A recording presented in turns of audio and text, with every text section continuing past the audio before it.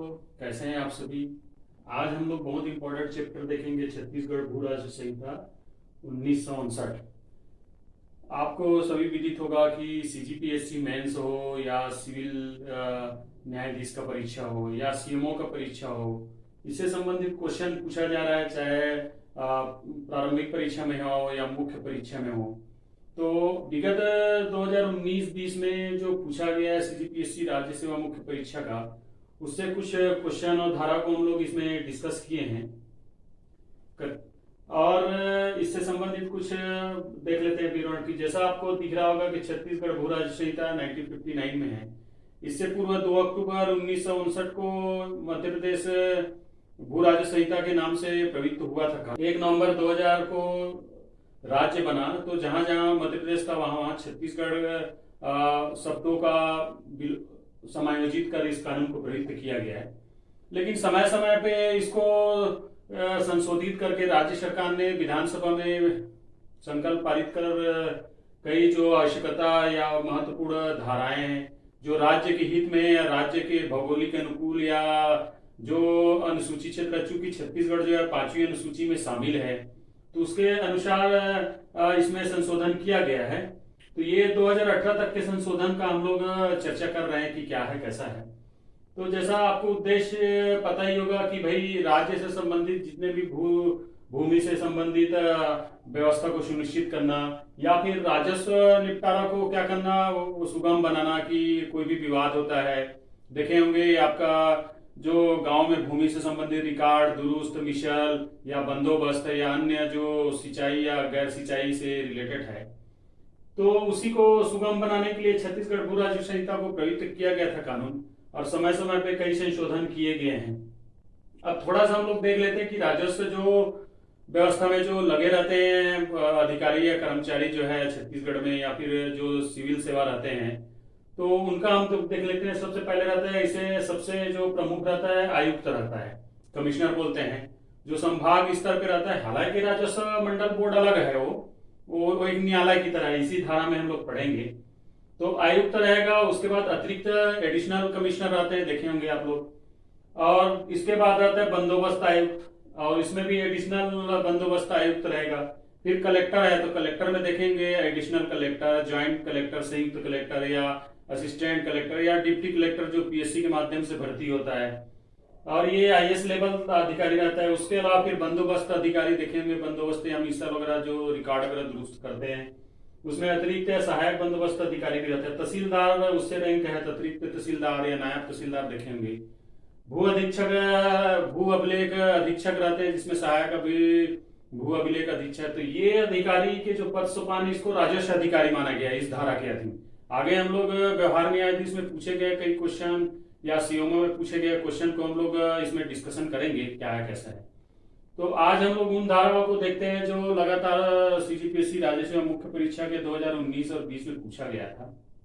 एक क्वेश्चन आया था 2 नंबर का, धारा 200 को समझाइए। तो जैसा विदित हो रहा है कि यदि धारा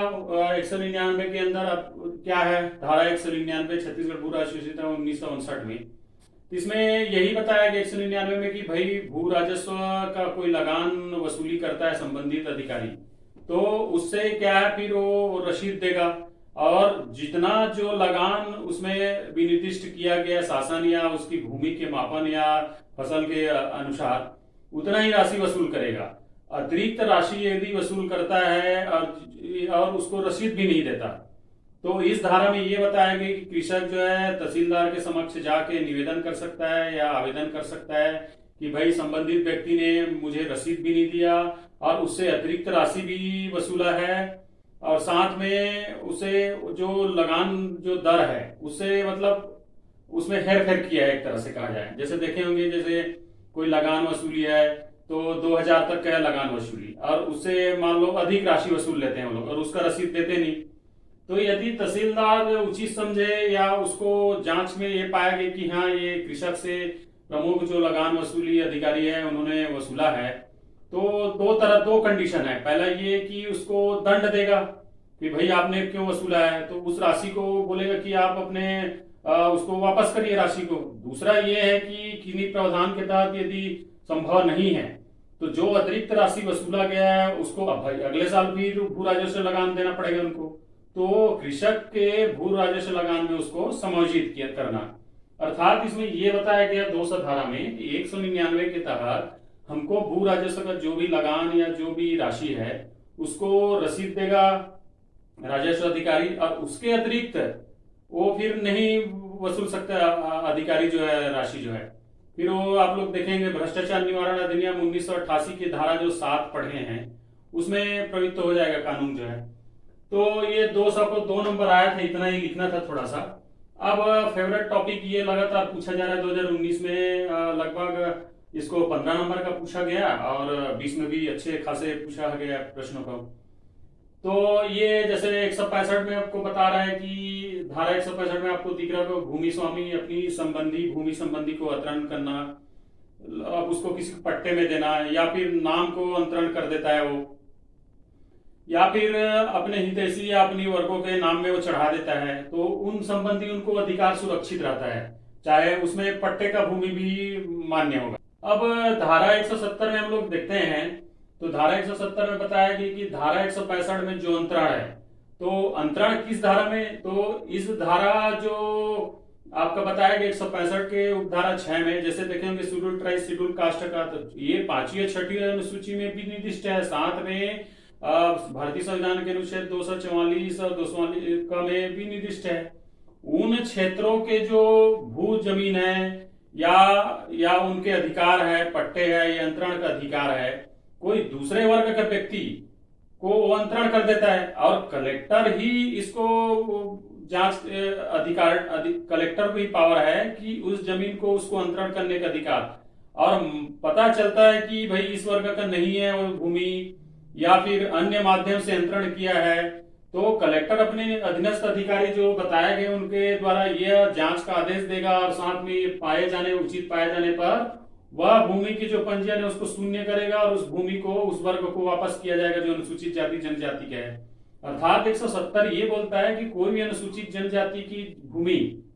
कोई गैर अनुसूचित जनजाति को खरीदना बिक्री करना उतना आसान नहीं बनाया गया इसमें 170 में।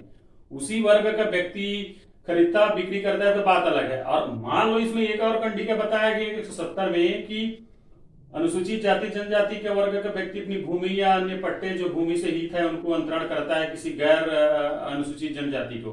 और वो लिखित देता है कि भाई उनको ऐसा समस्या था, कर्जा था या अन्य प्रावधान था, तो वो फिर कलेक्टर के समक्ष से आवेदन देता है, तो उसमें सोचा जाएगा कि उसके पंजीयन को सही माना जाए या नहीं माना जाए, वो कंडिका बताता है। अब ये भी पूछा गया था फुल मार्क्स में। अब धारा 170 क्या बोलता है, देखिए अब इसमें ध्यान दीजिएगा। अब इसमें धारा 170 में बोलते हैं वही जो 170 में जो निर्दिष्ट है उसमें क्या है, इस वर्ग की जो भी पंजीयन वगैरह होगा उसको कलेक्टर जांच के दौरान देखा जाएगा कि उचित नहीं है या अनुचित है या प्रलोभन या अन्य से हुआ है,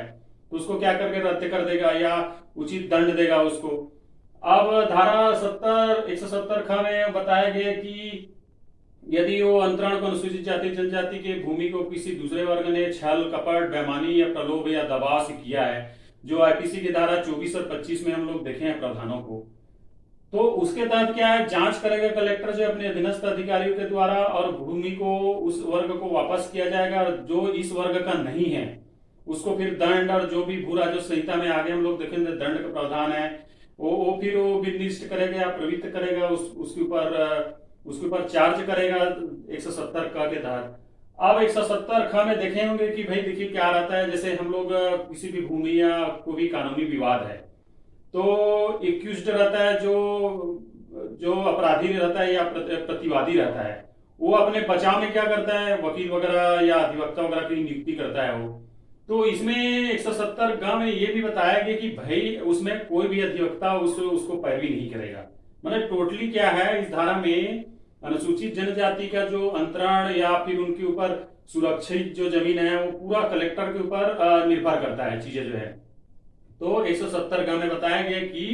किसी भी प्रकार का प्रतिवादी को अधिवक्ता रखने का या उनको विधिक रूप से सहायता प्राप्त करने का बिल्कुल अधिकार नहीं रहेगा यदि वो क्या करता है, धारा 170 ख के तहत अपराध करता है, छल कपट से भूमि को अंतरण करता है, उस पट्टे जमीन को अपने नाम में कर लेता है या फिर काबिज हो लेता है, या फिर उसको अपने दादागिरी से बंधक बना लेता है, तो उन परिस्थिति में फिर क्या है, उनको न्यायिक जो भी सुविधा है वह प्राप्त नहीं होगी।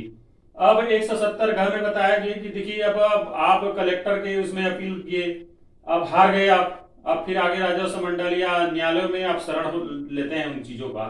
तो इसमें पूरी प्रतिबंध है कि आप जो है आगे यदि प्रतिवादी या एक्यूज्ड हैं तो आप पुनः अपील नहीं कर सकते यदि उन वर्गों के भूमि को छल कपट या बेईमानी पूर्वक जो है आपने भूमि को अपने कब्जे में रखा है, अपने नाम से अंतरण कराया है, या फिर उसमें काबिज है, या फिर पट्टे की जमीन है उसमें आप अपना फसल जबरदस्ती बो रहे हैं, काट रहे हैं, या उनकी जो सूखा अधिकार है उसको आप उपयोग कर रहे हैं या उपभोग कर रहे हैं। तो ये छोटा सा था जो 19 और 20 में जो पूछा गया है। तो 2 नंबर का और 15 नंबर का 30 नंबर का देख लीजिए, काफी वेटेज है, सीओमओ में काफी क्वेश्चन है। उसके बाद हम लोग सिविल जज में जो पूछा गया छत्तीसगढ़ पीएससी द्वारा, उसको ऑब्जेक्टिव टाइप में हल करेंगे और आप देखेंगे कि कितना इसका वेटेज है। हर साल मतलब 4 से 5 क्वेश्चन उसमें ऑब्जेक्टिव आता है और फुल मार्क्स भी आता है। मेंस में भी काफी 25 से 30 नंबर का वेटेज है। हालांकि ये चैप्टर बहुत बड़ा है, 19 अध्याय और 264 धारा और 4 अनुसूची के साथ प्रवृत्त किया गया है, लेकिन क्या हमारे परीक्षा के उपयोग से इम्पोर्टेंट है उसको हम लोग आगे डिस्कशन करेंगे। अब प्रश्न उठता है इन सब चीजों को, पहले भी मैं बता चुका हूँ कि लॉ से रिलेटेड चीजों को सीजीपीएससी अपनी जो अन्य प्रतियोगी परीक्षा है उसमें राजपत्रित अधिकारी का जो भर्ती करता है उसमें क्यों पूछता है। तो आप लोग देखेंगे कि सीजीपीएससी जो है इन जो अधिकारी है इनको भी नियुक्त करता है, जैसे भू अधीक्षक, सहायक भू अधीक्षक है, नायब तहसीलदार है, और इसमें आगे भी जो पद है उनको नियुक्त करता है, यही प्रमोशन में आगे जाते हैं। तो क्या है, उनको पहले से प्री जो नॉलेज रहना चाहिए, ऐसा नया चीज नहीं लगना चाहिए। तो ये छोटा सा मेरा प्रयास था, कैसा लगा बताइएगा। लाइक करिए, कमेंट करिए, शेयर करिए वीडियो को, ज्यादा से ज्यादा सब्सक्राइब करिए। तब तक के लिए धन्यवाद।